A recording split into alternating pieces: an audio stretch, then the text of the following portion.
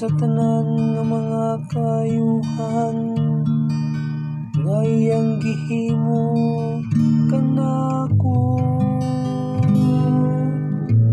Imnon ko ang kalis sa kaluwasan,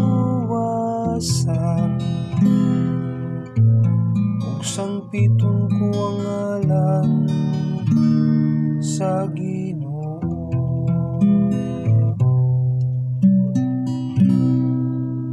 Ang kalis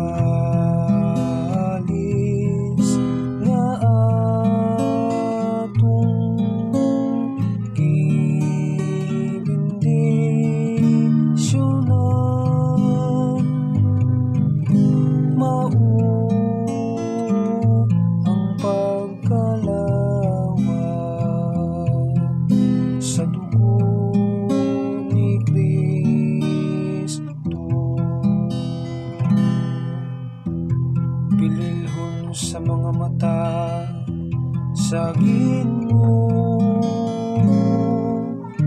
ang kamatayon sa iyang butang mga alagad. Imo akong alagad, ang anak sa imong sulugoon nga babayi. Imong gilugti ang akong mga talikala.